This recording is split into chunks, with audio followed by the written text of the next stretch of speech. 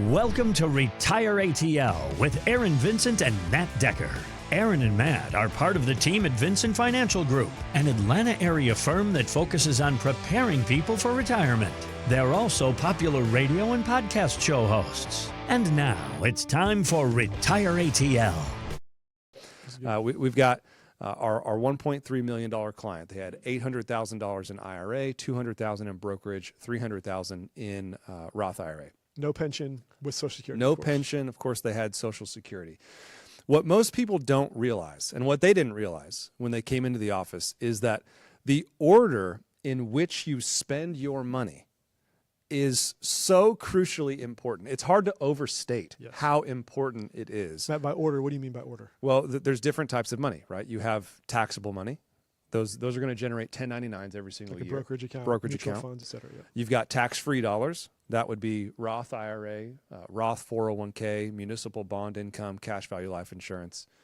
And then you've got tax-deferred dollars. All that money that you set aside, you made that handshake deal with the government. You're not going to tax me today. You'll tax me in the future. At what rate? I don't know. Whatever the rate is at the time, that's the deal you made.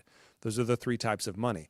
Well, the order in which you spend those dollars down in retirement has a huge impact on your total lifetime tax that you're going to pay. Most people think, would you agree, that I'm going to spend down my biggest asset first? So if I've got more money in my 401k than I've got in my Roth, I'm just going to take money from my 401k for a while. Yeah. Leave my Roth alone, exhaust some of that, then I'll reassess later. I guess it's sort of it's an assumption based on balance amounts that might get you in trouble. I think there are three typical lines of thinking when it comes to the order in which you're going to spend your money. There's that one. Yep. I'm going to spend my largest asset first and hope it lasts as long as it can last. Okay.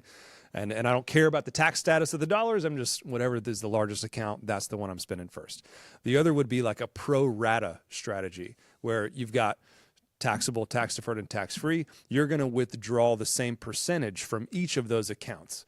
And however long it lasts, it lasts. So that's a pro rata. You're taking the same amount from each bucket every year. And I think probably the most common would be, I'm going to spend my tax-free dollars last. Mm-hmm. So taxable dollars first, tax-deferred dollars second, tax-free dollars last. Well, what our clients didn't know when they came into the office was the difference between the right strategy and the wrong strategy was hundreds of thousands of dollars in additional taxes paid. So I'll run through the top two strategies, and then we'll talk about the one that we actually ended up pursuing. So the pro rata strategy, you're going to withdraw the same amount from each account, and however long it lasts is how long it lasts. They were going to pay $247,000 in lifetime taxes. $247,000 in total lifetime taxes if they were to draw down just a pro rata amount. If they were to spend their tax-free dollars last, so taxable, then tax-deferred, then tax-free. Their Roth in this case. What they had that's tax-free for them was a Roth. Yep, that's right. Their Roth was their only tax-free dollars. So if they spend their Roth last, their total taxes paid drops from $247,000 to $176,000. That's huge. We're talking $70,000 in total taxes just by changing the order in which you spend your money. And this is over how many years retirement? This is over around 30 years. 30 years? Yeah, 30 years in retirement. Now, we're not even talking Roth conversions yet.